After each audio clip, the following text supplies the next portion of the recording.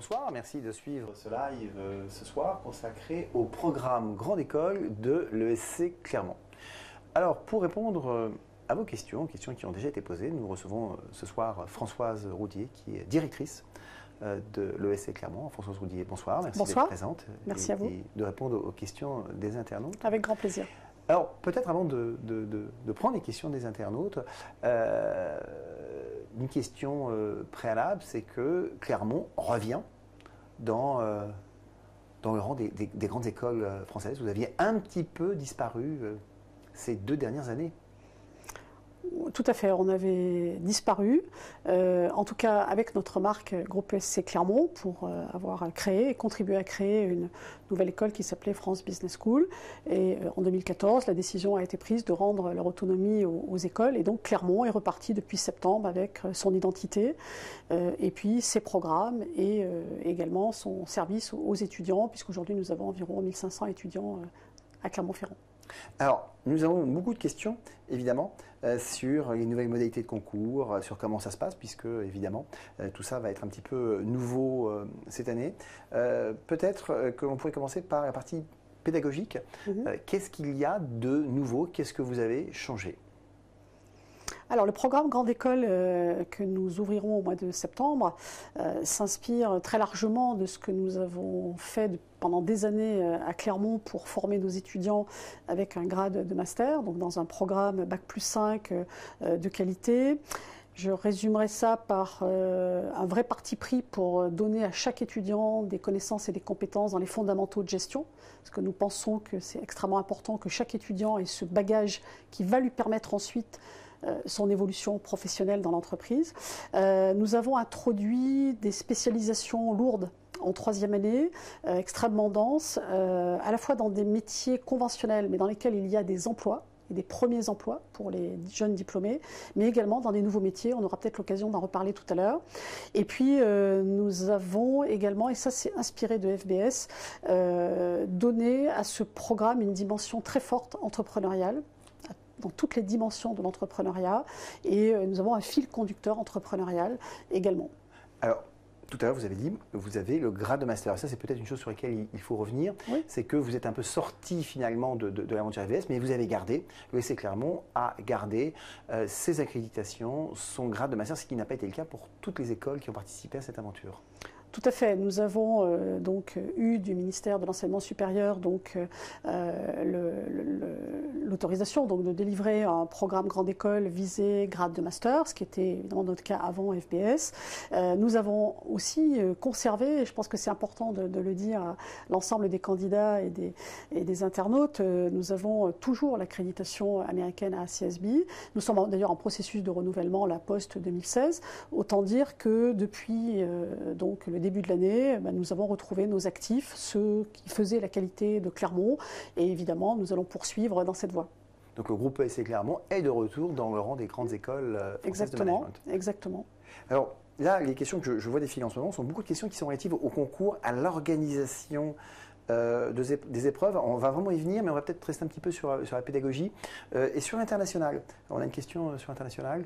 Voilà, quels sont les doubles diplômes? Est-ce que vous avez des campus? On parle beaucoup maintenant des campus à l'étranger. Est-ce que vous avez des campus à l'étranger? Est-ce que vous avez des doubles diplômes? Est-ce que l'international représente une part importante? Oui, tout à fait. Aujourd'hui, on ne peut pas faire un programme Grande École sans une forte dimension internationale et multiculturelle. Dans le programme Grande École de Clermont, il y a une période de 6 mois minimum à l'étranger, mais les étudiants peuvent faire jusqu'à 2 ans, 2 années complètes à l'étranger, et en particulier dans le cadre de double diplôme. Nous avons une trentaine de destinations dans toutes les régions du monde, avec des universités donc partenaires. C'est une tradition aussi clermontoise, puisque nous avons des partenariats notamment avec les États-Unis depuis les années 60, et que nous avons cultivé, que nous avons développé. Donc je dirais que la dimension internationale, elle est présente à la fois dans le départ de nos étudiants dans des destinations étrangères, mais également dans l'accueil d'étudiants internationaux. Et donc nous avons à Clermont environ une trentaine de nationalités différentes qui cohabitent au sein de l'école dans les différents programmes, et en particulier dans le programme Grande École. Donc là, on a répondu à la question de Marie. Loïc vous demande quelle est la ligne stratégique de votre école après FBS, et qu'on peut peut-être expliquer de deux manières. Il y a à la fois le programme pédagogique, et vous venez d'en parler, et puis il y a aussi, est-ce que vous allez rester tout seul? Est-ce que vous pensez à des alliances peut-être avec d'autres structures, d'autres écoles, puisque la grande mode, c'est le mix avec des formations d'ingénieurs? Voilà, quelle est votre grande ligne stratégique? Alors aujourd'hui, notre ligne stratégique d'école, c'est de retrouver voilà, l'ensemble de nos actifs et de pouvoir donc à nouveau voilà, retrouver, je dirais, des marges de manœuvre d'action également au niveau de notre école pour la développer. S'agissant des alliances, bon, nous sortons d'une fusion. Aujourd'hui, nous sommes une école indépendante et nous avons néanmoins beaucoup d'alliances puisque nous avons des alliances avec des écoles d'ingénieurs. Il faut savoir que dans le programme Grande École, et ça peut intéresser un certain nombre d'étudiants, nous avons une filière ingénieur-manager dans laquelle nous intégrons en troisième année donc, des étudiants ingénieurs ou en césure ingénieur pour préparer donc, ce qu'on appelle le double diplôme ingénieur-manager. Donc ils font notre programme Grande École en un an et ces ingénieurs sont évidemment issus d'écoles avec lesquelles nous avons des partenariats, des conventions de partenariat, puisque nous devons veiller évidemment à ce que à la fois les critères de sélection et de diplomation soient conformes aux attentes ministérielles. On a parlé d'international, on vous demande quel est le score TOEIC demandé pour intégrer. Ce programme, alors il y a des épreuves de langue au niveau du concours, on va peut-être en parler tout à l'heure. Nous avons une condition de diplomation donc avec un niveau de TOEIC à 750 en anglais et nous avons également dans le programme 2 langues obligatoires, l'anglais et une seconde langue qui peut être une langue rare ou une langue plus courante. Donc nous accordons vraiment beaucoup d'importance à la pratique linguistique, à l'aisance linguistique, à la pratique multiculturelle. Donc cet aspect langue est important avec ce score de TOEIC que je viens d'annoncer. Alors, je vous l'avais dit tout à l'heure, beaucoup de questions autour du concours. Alors, première question, Loli, qui vous demande, y a-t-il un concours pour rentrer à l'ESC Clermont? Alors, heureusement ou malheureusement, oui. Oui, bien sûr, il y a un concours. Bon, les écoles de commerce ne seraient pas ce qu'elles sont s'il n'y avait pas des concours d'entrée, une sélection, puisque voilà, notre modèle est quand même basé sur une sélection qui permet ensuite de pouvoir former des étudiants qui ont été choisis selon un certain nombre de critères et qui sont amenés au diplôme.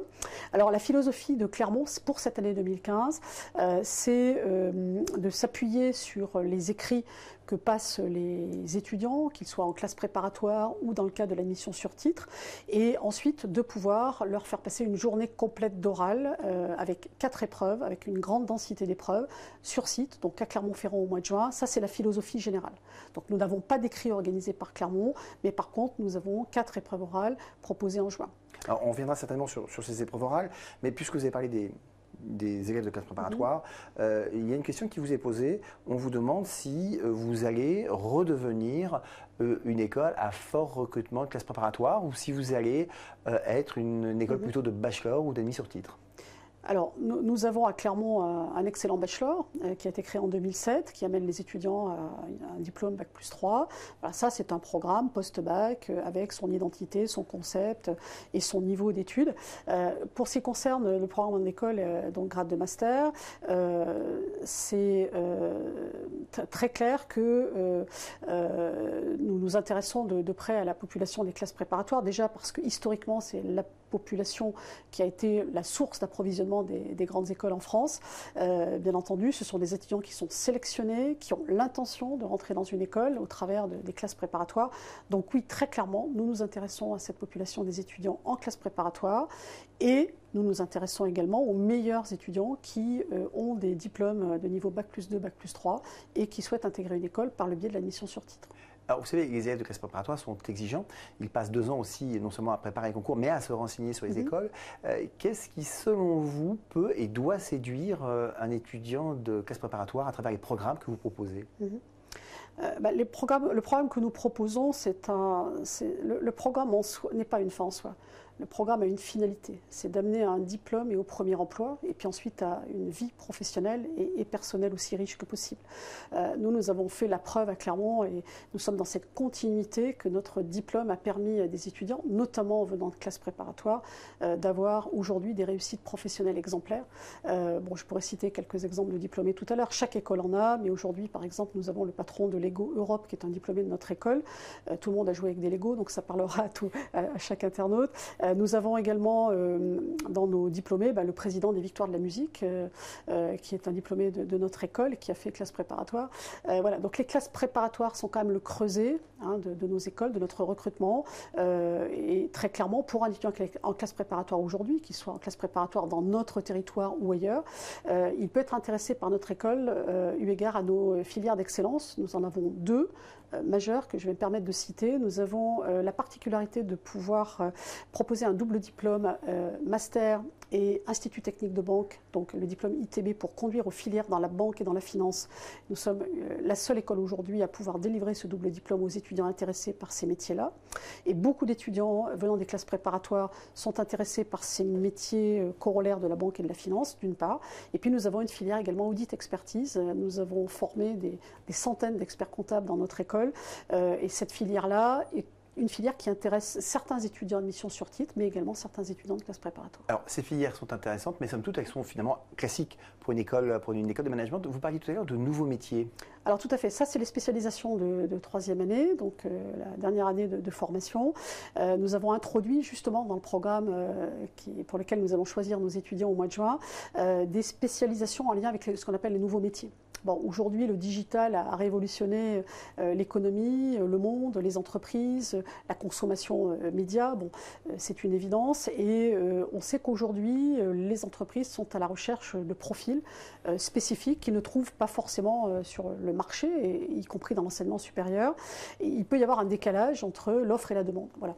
Nous, en tout cas, on se situe dans à la fois l'identification de ces nouveaux métiers d'aujourd'hui et de demain, de façon à pouvoir proposer des spécialisations à nos étudiants qui correspondent à ces premiers emplois. Alors en particulier, il s'agit de tous les métiers du I et du M marketing, voilà, qui vont nécessiter donc un solide apport de connaissances et de compétences avec un mix de méthodes pédagogiques. Ce sont tous les métiers également du big data, du business analytics, qui recrute beaucoup. Traitement de données, qui recrute beaucoup. Voilà, donc ces nouveaux métiers aujourd'hui existent pour nos jeunes diplômés. Il faut qu'on puisse mettre en face des profils parfaitement formés. Voilà, donc sur un certain nombre d'axes de métiers, nous avons développé des spécialisations qui seront ouvertes dès la rentrée. Alors, question de Maxime, qui vous demande, peut-on intégrer le programme Grande École Parcours ITB, qui est donc celui que vous venez de mentionner, après avoir effectué une licence professionnelle banque, assurance, finance en alternance ? Alors tout à fait, puisqu'il s'agit d'un étudiant qui est à niveau Bac plus 3, il peut rentrer donc directement en programme Grande École deuxième année, enfin moyennant de satisfaire aux épreuves de sélection bien entendu, et il pourra faire cette filière ITB, donc qui est un groupe d'étudiants vraiment à part, qui a un programme ad hoc avec à la fois des cours de l'ITB et des cours de nos enseignants en deuxième et troisième année pour obtenir le double diplôme. Je dirais même qu'il a un profil ad hoc, voilà, pour faire cette filière. Question de Paul, quelles sont les forces de l'ESC Clermont actuellement et comment vous projetez-vous dans 2 ans? Alors les forces de l'ESC Clermont, si on raisonne sur l'école, je dirais c'est très fort soutien de toutes nos parties prenantes. Diplômés, étudiants, familles, entreprises. On a vraiment un très fort soutien des entreprises. Et quand je dis soutien, c'est qu'on est dans un écosystème extrêmement positif qui évidemment est au service des étudiants. Donc ça, c'est un point important. On a également des points forts et différenciants sur lesquels on capitalise. Et puis des innovations. On a mis en place par exemple un incubateur intramuros dans l'école pour accompagner des étudiants qui ont des projets de création. Cet incubateur aujourd'hui est une vraie vitrine pour l'école et elle est au service de nos étudiants. Et aujourd'hui, on a des étudiants du programme Grande École qui sont incubés. Donc ils ne sortent pas du programme, ils font leur programme de formation, mais en même temps, ils bénéficient de l'incubateur. 2 questions concernant finalement les admissions sur titre, ou même 3 questions sur les admissions sur titre. On vous demande si vous prenez les étudiants de BTS MUC. Laetitia vous demande si on peut accéder au programme master avec un DUT GEA et quand sont les concours. Et une question d'Éric qui vous dit, je suis en licence de droit. Quel est le concours pour intégrer l'école? Fonctionnez-vous comme les écoles de la banque passerelle sur les différents niveaux d'admission? Donc là, on retourne vraiment autour des admissions sur titre. Tout à fait, les admissions sur titre, alors que ce soit les étudiants qui vont valider un Bac plus 2 ou un Bac plus 3, ces étudiants-là sont évidemment dans le cercle des étudiants potentiellement candidats pour notre école, comme l'ensemble des écoles françaises Business School. Alors, les modalités d'entrée, alors je ne sais pas si on peut arriver sur le terrain des concours. On peut. On peut. Donc, comme je l'ai dit tout à l'heure, nous n'avons pas d'épreuve écrite propre. Les 3 étudiants qui ont posé ces questions sur les admissions sur titre, donc soit de 2 choses l'une, soit ils sont inscrits dans des écrits au travers de banques ou de concours spécifiques d'école, et auquel cas ils doivent s'inscrire sur notre site. D'ores et déjà, c'est ouvert, donc ils peuvent s'inscrire pour dire voilà, je suis intéressé par votre école. Et au moment où ils auront leurs résultats, suite aux écrits, ils nous en feront part. Et tout étudiant qui sera admissible à au moins une école pourra être éligible pour passer nos oraux au mois de juin. Mais ce qui est important, c'est que dès maintenant, les étudiants peuvent s'inscrire et choisir leur date d'épreuve orale au mois de juin. Donc vous avez rassuré Quentin qui vous dit, sortant d'un BTS MUC, quelles sont mes chances d'intégrer votre établissement et dois-je renforcer mes acquis par une activité professionnelle ? Alors, par une activité professionnelle, s'il est en train de terminer un bac+2, il a peut-être un stage de fin d'études à faire, donc il faut qu'il le valide, il faut qu'il valide surtout son diplôme, ça c'est évident.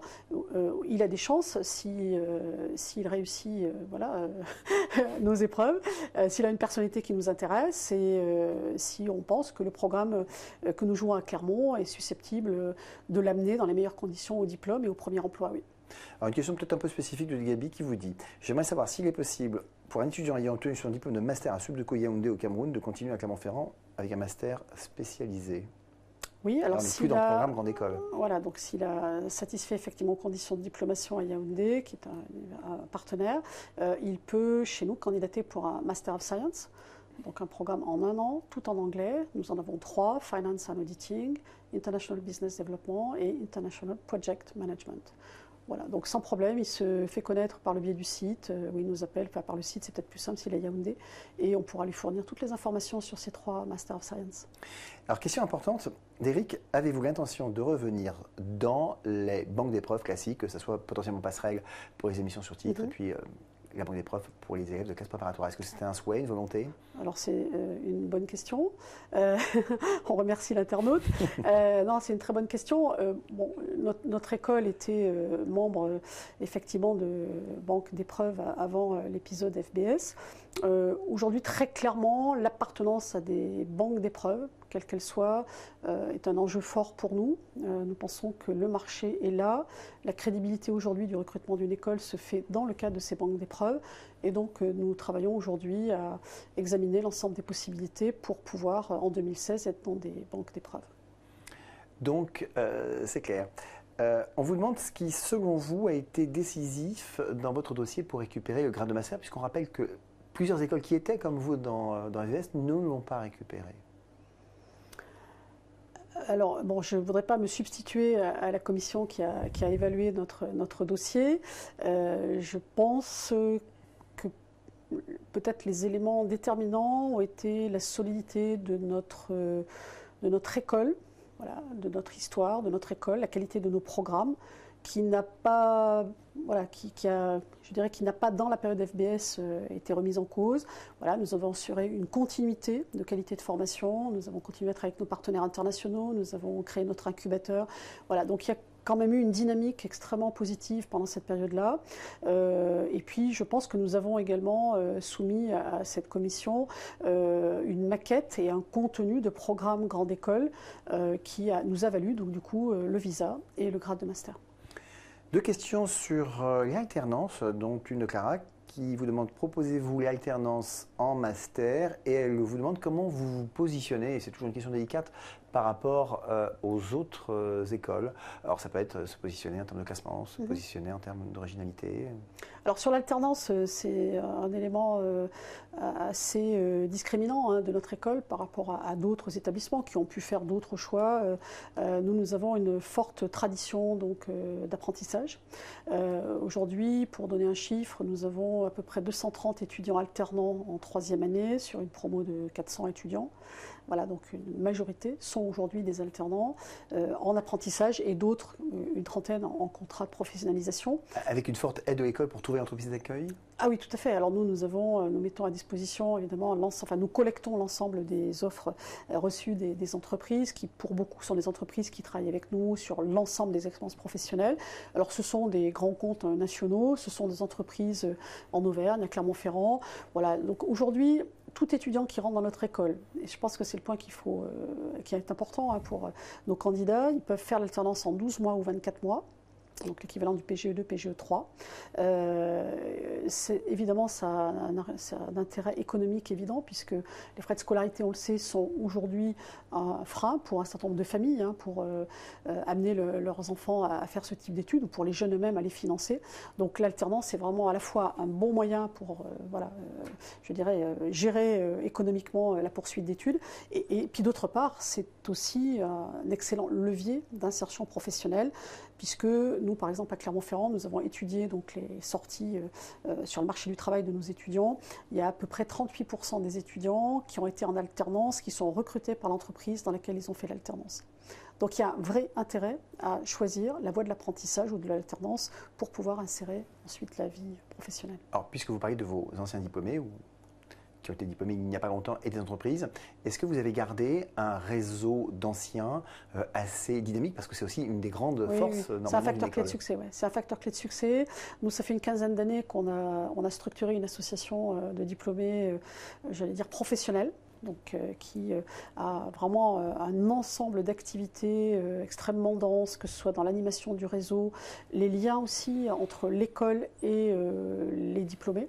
Nous avons des diplômés, par exemple, qui font partie de groupes métiers, qui viennent présenter ces groupes métiers ou mettre en relation les étudiants avec des offres d'emploi ou de stage. Enfin, on a un fort lien entre l'école et l'association diplômée, je pense que c'est un élément déterminant. Et puis, on a également mis en place des moyens humains pour gérer cette association de diplômés qui permettent justement de réaliser beaucoup d'actions et de projets. Donc oui, on a une association de diplômés, on a un réseau extrêmement attaché à l'école, au développement de l'école et qui, dans cette période de relancement de notre école, joue un rôle déterminant sur un ensemble de dossiers. Nos étudiants, nos diplômés s'adossent à des dossiers et nous apportent leur aide.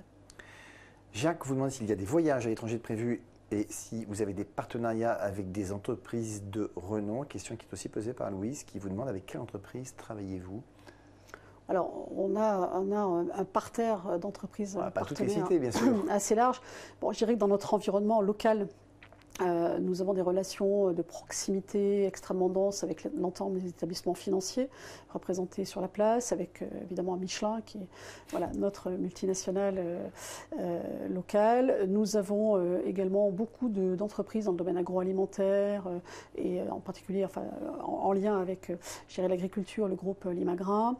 Et puis nous avons un réseau très dense en Auvergne de PME, PMI, dont beaucoup ont dans leur rang des diplômés de l'école.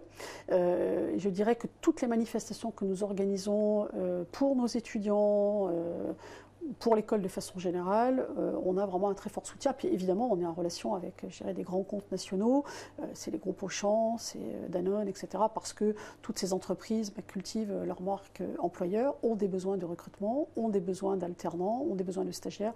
Voilà, donc on a quand même tout un volant d'affaires avec ces entreprises-là. Bon, question pratique de Sophie qui vous demande combien coûte la scolarité. À la limite, elle peut regarder sur le site internet. Alors, le programme Grande École est proposé donc à 8 250 €. Nous avons donc, alors ce prix évidemment est à valoriser selon le nombre d'années que l'étudiant va faire dans le programme, mais néanmoins donc nous avons un système d'exonération de frais de scolarité pour un certain nombre d'étudiants en difficulté, bon en dehors des boursiers d'État bien entendu, et puis l'alternance qui chez nous, comme je l'ai dit tout à l'heure, est très développée, permet quand même de limiter le coût pour la famille ou pour le jeune. Donc au final, on arrive quand même à proposer quand même une formule financière qui, en tout cas c'est notre souhait, ne soit pas un frein, en tout cas que le coût de la scolarité ne soit pas un frein pour intégrer notre école. Alors, une question de Pierre qui n'a aucun rapport avec la pédagogie, mais qui vous demande comment est Clermont en termes de vie étudiante. Est-ce que Clermont est une ville étudiante dynamique, animée? Super ville étudiante, oui. C'est une ville étudiante, alors un peu méconnue de Paris, peut-être dans sa dimension étudiante. Je dirais qu'à Clermont, il y a 40 000 étudiants, il y a toutes les filières universitaires qui sont représentées. Nous avons 2 grosses universités qui vont bientôt fusionner. Nous avons donc des grandes écoles, et des écoles d'ingénieurs, en dehors de notre école de commerce, avec lesquelles d'ailleurs, école d'ingénieurs, nous sommes en partenariat pour la filière ingénieur-manager et avec lesquelles nous développons un certain nombre d'actions communes. La vie à Clermont la vie étudiante à Clermont, elle est vraiment très belle parce que Clermont est une ville sportive. Nous sommes une des 3 villes françaises les plus sportives. Voilà, c'est les classements récents. Nous sommes classés parmi les 5 villes les plus agréables pour les étudiants. Voilà, qualité de vie, c'est à la fois une taille de ville suffisante pour avoir une animation, une vie culturelle, une vie musicale très dense, et de l'autre côté une qualité de vie. Rapidité des déplacements. Notre école est en plein centre-ville, donc c'est particulièrement apprécié des étudiants aussi, qui la plupart habitent dans le quartier ou en tout cas à proximité. Donc vraiment une ville extrêmement agréable pour les étudiants et on n'a jamais vu un étudiant souhaiter partir de Clermont parce qu'il ne s'y plaisait pas. Et Pierre vous demande, est-ce que vous pourriez décrire votre campus très rapidement? Alors notre école est en centre-ville, dans un bâtiment historique du XVIIe siècle qui a été par la suite agrandi. Nous sommes dans le quartier étudiant, tout près des universités, tout près des bibliothèques universitaires et à 2 pas des lieux de vie, cinéma, etc. Nous avons 10 000 m² qui se répartissent entre, je dirais, des salles de cours et des salles d'enseignement. Nous avons un très bel auditorium de 400 places qui est une des salles d'ailleurs du Festival du court-métrage avec lesquelles nous sommes en partenariat. Voilà, nous sommes un campus de centre-ville, accessible 24 heures sur 24, 7 jours sur 7, grâce aux cartes étudiants. Donc les étudiants peuvent venir travailler le week-end, la nuit. Voilà, bien desservi et donc central. On va revenir à des questions pratiques. Franck vous demande si vous proposez des bourses. Vous en avez parlé rapidement tout à l'heure. Tout à fait. Alors nous avons une commission d'exonération des frais de scolarité, ce qui revient en fait à diminuer les frais de scolarité pour des étudiants ou de donner des bourses. Voilà, nous sommes également fortement engagés avec des entreprises qui souhaitent aider certains étudiants. Voilà, donc nous sélectionnons pour des entreprises des étudiants qui vont bénéficier de bourses données par des entreprises. Voilà, donc on a tout un tas de dispositifs qui permettent donc aux étudiants, on les informe évidemment en temps voulu sur les délais, voilà, la motivation du dossier, etc. Peut-on faire une année de césure et si oui, à quelles conditions? Alors tout à fait, nous avons beaucoup encouragé nos étudiants dans le programme en école à faire des césures. Évidemment, nous ne l'avons pas rendu obligatoire parce que la césure, on peut la faire de différentes façons. On peut la faire en entreprise, une année complète dans la même entreprise, ou 6 mois, donc 2 fois 6 mois. Beaucoup d'étudiants choisissent aujourd'hui de la faire aussi à l'étranger, et donc du coup, ils peuvent choisir de la faire à l'étranger chez l'un de nos partenaires, pour éventuellement avoir le fameux double diplôme. Donc c'est une césure double diplôme. Et puis ce qu'il y a d'important aussi, c'est que l'étudiant peut profiter de son année de césure chez un partenaire pour obtenir une spécialisation ou une coloration de son CV. Donc on a des partenaires par exemple qui proposent des spécialisations en design, dans les arts, dans la culture, dans la RSE. Donc nous on connaît parfaitement ces spécialisations et du coup selon le projet professionnel de l'étudiant, on va l'orienter dans sa césure vers ce type d'université. Mais je dirais qu'aujourd'hui il y a quand même une majorité d'étudiants qui font des césures en entreprise et là on rejoint notre objectif de professionnalisation parce que l'alternance est une des voies. Les stages sont conventionnels, il y en a dans toutes les écoles, nous en avons aussi. La césure, c'est vraiment une année complète qui permet à l'étudiant ensuite de valoriser dans sa recherche d'emploi. Et on peut cumuler les deux, césure et alternance. Alors, plusieurs questions sur un sujet que nous n'avons pas encore abordé, qui concerne l'oral ou les oraux. Une question de Rosie qui vous demande, y a-t-il des épreuves de langue lors des entretiens oraux? Une question toujours de Louise qui vous dit, j'ai vu votre vidéo sur Facebook, mais pourquoi une épreuve autour du court métrage? Et une question de Richard qui vous dit, qu'attendez-vous de vos candidats? Très bien, donc on fait un petit récapitulatif sur les épreuves orales. Très bien, donc ces épreuves se déroulent au mois de juin sur des journées bloquées sur lesquelles les étudiants peuvent déjà donc se positionner. 4 épreuves dans une journée, un entretien individuel, un entretien collectif, un entretien en anglais et une épreuve de LV2. D'accord, donc 2 épreuves de langue. 2 épreuves de langue. Les langues sont importantes pour nous en termes de sélection des étudiants puisque nous avons un programme avec une forte coloration internationale. Les étudiants partent au moins 6 mois. Nous souhaitons qu'ils puissent avoir ce niveau de TOEIC à la diplomation. Voilà, donc il faut être exigeant à l'entrée. 2 épreuves de langue, relativement conventionnelles, un texte, et ensuite l'étudiant est interrogé sur ce texte.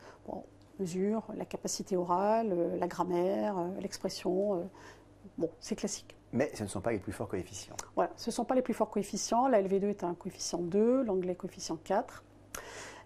Les 2 épreuves qui ont les plus gros coefficients et donc qui sont le réel enjeu peut-être pour les étudiants, c'est l'entretien individuel et l'entretien collectif. Donc là, je rejoins une des questions. Le court-métrage. Voilà, le court-métrage. Alors en fait, Clermont-Ferrand est la capitale du court-métrage. C'est un très gros événement annuel avec près de 200 000 spectateurs qui viennent de toute la France pour ce festival et qui viennent du monde entier.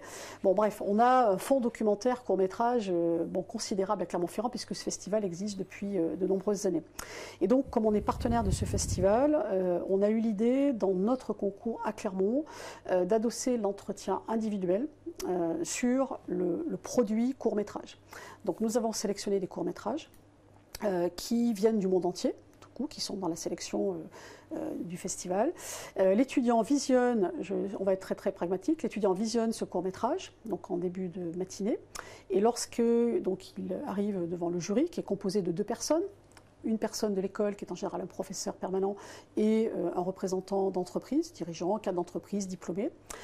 Il va, dans un premier temps, avoir 10 minutes pour analyser le film qu'il a vu, le décrypter, proposer, je dirais, des clés de lecture, des clés de décodage du sujet qui est proposé. Alors ça peut être un court-métrage voilà, qui va mettre en situation une entreprise ou des cas dans une entreprise, mais ça peut être également plutôt lié à la vie sociale ou à des événements culturels. Donc il aura 10 minutes pour faire cette analyse-là. Et puis, le reste de l'entretien est consacré plus classiquement à l'analyse de la motivation, au projet de l'étudiant, à la cohérence entre son projet et notre école. Voilà. Donc ça, c'est l'épreuve d'entretien individuel. Alors, petite précision, vous avez mis en place un entraînement qui est possible sur Internet? Tout à fait, parce que on a imaginé que pour certains étudiants, il pouvait y avoir peut-être une forme de frein, ou en tout cas de réticence à se préparer à ce genre d'épreuve. En tout cas, on a souhaité les aider. Donc du coup, ils peuvent trouver à partir de notre site internet un lien qui leur permet, à partir du visionnage d'un très très court métrage, du coup, un format vraiment hyper court, de pouvoir rédiger un synopsis en 350 mots. Et lequel exercice va permettre de faire ce lien entre je regarde un film et ensuite je suis capable de dire des choses sur ce film. Voilà, et l'étudiant peut gratuitement et autant de fois qu'il le souhaite aller faire cet exercice. Alors, dernière épreuve à fort coefficient. Oui. Alors, cette première épreuve a un coefficient 8, l'entretien individuel, et l'entretien collectif a un coefficient 6, et au total, on sera arrivé à 20. L'entretien collectif a des vertus et des objectifs différents de l'entretien individuel, bien entendu, et au travers d'une mise en situation qui est proposée au groupe d'étudiants candidats, qui se retrouvent donc dans une salle. On va leur soumettre donc une situation, on va leur demander de résoudre en quelque sorte un problème dans un temps limité, et le jury va observer quels sont les comportements de chaque étudiant. Alors justement, Charlotte vous demande comment se démarquer en entretien collectif. Faites-vous des jeux de rôle durant ces recrutements à plusieurs? Alors, on ne fait pas réellement des jeux de rôle, on va observer le groupe d'étudiants au travers de la mise en situation. Mais ce qui va revenir quand même à observer le jeu entre acteurs, les acteurs étant les étudiants candidats. Voilà, donc cette épreuve, elle est intéressante parce qu'elle permet d'appréhender autrement la personnalité de l'étudiant. Dans l'entretien individuel, il y a un jury de 2 personnes face à une seule personne qui va s'exprimer. Dans l'entretien individuel, les étudiants sont entre eux. Ils interagissent entre eux et le jury observe. Donc on va observer à la fois des éléments de personnalité et on va déceler au travers de cet exercice ou des éléments extrêmement favorisants. Donc l'étudiant qui a une certaine ouverture d'esprit, une tolérance, mais qui est capable néanmoins de faire valoir ses idées, de les défendre. Et puis l'étudiant qui au contraire sera totalement absent par timidité, par trait de personnalité précis. Alors justement, ça nous ramène une des questions posées qui était celle de Richard. Qu'attendez-vous de vos candidats ? Alors, on n'attend pas, toutes les écoles peut-être peuvent dire la même chose, mais on n'a pas un stéréotype d'étudiants recherchés, ciblés, visés, qu'on pourrait décrire comme ça en quelques mots. Je pense qu'on attend déjà que l'étudiant que l'on va sélectionner puisse, on va tenter de mesurer quelle est sa capacité à bien réussir dans notre programme et puis ensuite à l'amener à l'emploi. Bon, je pense que ça va être notre raisonnement. Donc, à la fois sur des critères académiques, sur des critères de personnalité. Nous, on recherche quand même des candidats qui ont une ouverture d'esprit, qui sont aussi dans la logique de nos valeurs d'école. On est une école avec des valeurs humanistes, avec une école familiale qui valorise l'entraide, la coopération. Ce qu'on retrouve aujourd'hui dans le monde de l'entreprise, également au travers des groupes projets, au travers d'un certain nombre d'exercices des fonctions de management ou de manager. Donc on va chercher des gens ouverts, on va chercher aussi des gens qui ont des capacités de créativité, d'innovation, et d'ouverture d'esprit, parce que aujourd'hui l'innovation elle est partout dans l'entreprise et on souhaite nous à la fois les former à un certain nombre de techniques d'innovation une fois qu'ils seront dans le programme, mais du coup la personnalité et ce potentiel-là on veut le déceler pendant les euros. Alors Charlotte revient sur l'entretien collectif et vous dit les jugez-vous sur leur répartie? Oui, tout à fait, leur répartie ou leur manque de répartie, ou l'inadéquation entre la répartie que pourra avoir un étudiant eu égard à ce qui a pu se passer avant. Oui, tout à fait, la répartie, la capacité à prendre la parole à bon escient et pour dire des choses intelligentes, oui, certainement. Quelle langue peut-on passer à l'oral en LV2? Alors, en LV2, il y a un ensemble de langues qui sont proposées, qui sont l'espagnol, l'allemand, l'italien, le chinois, l'arabe, l'allemand, j'ai dit l'allemand, et l'allemand. Et puis éventuellement, on peut aller sur le site, j'imagine que tout Voilà, ça. tout à fait. Tout ça est sur le site. Là, au travers de ces secondes langues, je pense qu'on doit couvrir une bonne partie des secondes langues dans lesquelles les étudiants souhaitent se présenter, mais ils pourront le trouver sur le site, effectivement. Jean-Fabrice vous dit, anciennement élève à la base d'aéronautique, j'aimerais faire un virage à 180 degrés et m'orienter davantage vers le management. Votre école demande-t-elle un parcours ou un CV particulier? Il a quel niveau académique, ce garçon? Mais il ne le précise pas, il précise qu'il est anciennement élève à la base aéronautique. Alors ça ne dit pas pour autant un... Alors, en fonction de son niveau d'études, soit il est ingénieur aéronautique, et auquel cas il rentre dans le pédigré ingénieur qui peut postuler dans la filière ingénieur-manager, moyennant quand même que son établissement puisse être habilité à être partenaire voilà, de notre école. Bon, ça, il faudrait qu'il nous adresse un message. Par contre, s'il a entamé des études aéronautiques et qu'il a un niveau Bac+2, Bac+3, eh bien, il rentre dans le cadre des admissions sur titre. Donc, Bac+2, Bac+3. Donc là, je dirais que tout dépend de son niveau d'études et de la validation de son niveau académique. Alors, Émeric résume un peu pour vous ce que vous avez dit. Il dit, vous cherchez donc des candidats pluridisciplinaires s'adaptant à toute situation. Alors, des candidats pluridisciplinaires, pas forcément. Le terme est peut-être impropre ou je me suis mal exprimée. Nous cherchons des étudiants qui vont rechercher un solide socle de connaissances et de compétences dans le monde de l'entreprise et les sciences, ce qu'on appelle les sciences de gestion, sans parti pris dès le départ de dire je veux faire que du marketing, que du contrôle de gestion, que des ressources humaines. Il va faire un peu de tout chez nous. Ça, c'est le socle de fondamentaux. C'est ça, et on en a fait la preuve, qui permet à un étudiant qui va accéder à un premier job, par la suite, d'évoluer beaucoup plus vite, parce qu'il aura ce socle de connaissances.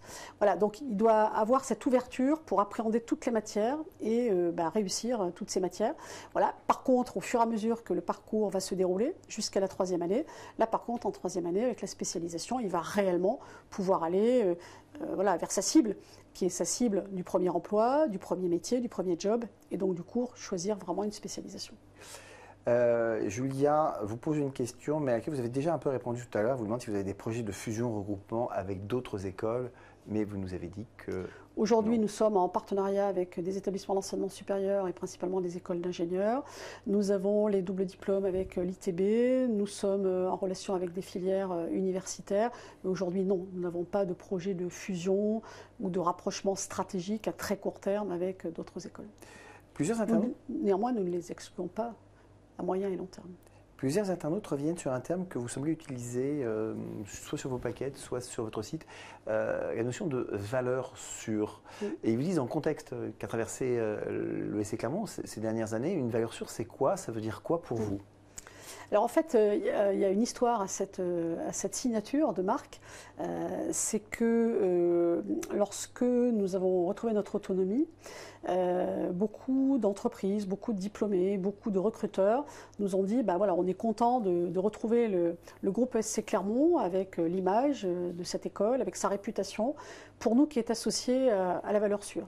Et un recruteur nous a dit, moi quand j'ai des candidats de Clermont depuis des années, je ne suis jamais déçu, c'est des candidats de qualité, voilà, c'est des valeurs sûres. Et donc, finalement, on s'est aperçu que le fait de retrouver notre identité groupe ESC Clermont et de repartir voilà, dans le développement de notre école, le fait de l'associer à, non pas la valeur sûre, parce que nous ne voulons pas être immodestes, mais une valeur sûre, était totalement crédible et n'était pas une surpromesse. Voilà, donc aujourd'hui, et puis le mot valeur nous parle aussi beaucoup à Clermont-Ferrand. Alors cela, il arrive presque à sa fin, et il y a une question d'Aurélie qui ne vous est pas fondamentalement destinée à vous en tant que directrice de l'ESC Clermont, mais qui vous dit, à part étudier le commerce, on fait quoi dans une école de commerce? Alors dans une école de commerce, et la question est intéressante, alors on étudie pour acquérir des connaissances, des compétences, pour avoir un diplôme, et pour ensuite être mieux armé pour réussir sa vie professionnelle et sa vie tout court. Mais dans une école, il y a beaucoup d'autres dimensions que cela. Il y a une forte dimension, par exemple, de formation et on grandit grâce à la vie associative. Donc, Clermont, par exemple, nous avons une trentaine d'associations d'étudiants et nous valorisons cet investissement associatif. Nous le valorisons jusqu'à l'attribution de crédits. Donc ça s'inscrit dans le projet pédagogique. Voilà, dans le projet pédagogique, complètement. Une école sans vie associative, enfin nous en tout cas, nous ne le concevons pas. Et puis, je pense aussi que, au-delà de l'acquisition de ces connaissances et de ces compétences, nous cherchons aussi à forger des personnalités préparées au monde de l'entreprise, qui est un monde exigeant, mais qui est un monde aussi qui demande d'avoir des valeurs, d'avoir le respect des autres. Voilà, et quand on parle de l'exercice de la responsabilité, c'est quelque chose qui parle aujourd'hui aux entreprises, mais qui doit aussi concerner les managers de proximité et les grands managers et les patrons d'entreprise. Donc nous nous attachons, au-delà de cette fourniture, je dirais, de la formation en tant que telle, nous nous attachons à accompagner nos élèves, voilà, à les faire grandir pour les préparer à ce monde de demain. Bon, c'est un gros enjeu, mais en tout cas, c'est un élément fort de notre culture d'école. Alors, on a parlé vous avez parlé des associations d'étudiants, de l'inscription dans leur projet, dans le projet pédagogique. Et Aude vous demande, est-ce qu'il est obligatoire de s'inscrire dans une association étudiante? Non, ça ne peut pas être obligatoire. Ça ne peut pas être obligatoire. Ça relève de la liberté individuelle. On a des étudiants aussi qui ne s'inscrivent pas, enfin n'agissent pas dans le cadre d'associations de l'école, mais sont extrêmement actifs à l'extérieur. Par exemple, dans des ONG, dans des associations sportives. Donc, ils ont une vie associative en dehors de l'école, et tant mieux. Mais tout cela participe justement à la formation de l'homme, de l'esprit, et à l'acquisition de compétences. Voilà. Donc, nous ne limitons pas la vie associative à celle de l'école, mais bien entendu, tout ce qui se passe dans l'école et tout ce qu'on peut aider à réaliser comme projet, nous le faisons avec grand plaisir. Alors, avant de nous séparer, peut-être un conseil pour les étudiants qui vont venir passer la journée d'Oro chez vous? Alors, moi, je dirais que peut-être un vœu et après un conseil. Le vœu, c'est qu'un maximum d'étudiants viennent découvrir notre école, donc s'inscrivent sur notre site et viennent passer une journée dans notre école, parce que choisir une école, c'est pas juste choisir une marque ou une réputation, c'est choisir un lieu dans lequel on va étudier, c'est sentir l'ambiance de l'école, la culture, les valeurs, les personnes qui vont contribuer à former les élèves. Donc moi, je les encourage à s'inscrire pour venir nous rencontrer au mois de juin. Et puis un conseil, que les étudiants soient authentiques. Je pense que voilà, on ne cherche pas à ressembler à quiconque, il faut être authentique, il faut être naturel. On arrive toujours en tant que jury, nous, à débusquer les gens qui nous racontent des films, enfin sans jeu de mots avec le court-métrage, ou qui cherchent à s'inventer un personnage ou des centres d'intérêt qui n'existent pas. Bon, voilà, il faut être authentique. On peut être naturel. Et puis au final, si l'étudiant est admis et souhaite intégrer l'école, il aura fait le bon choix et nous aussi. Alors, excusez-moi, encore une question d'Aude qui concerne les étudiants dans les associations étudiantes. Valorisez-vous ces étudiants plus que d'autres, notamment en aménageant leurs horaires?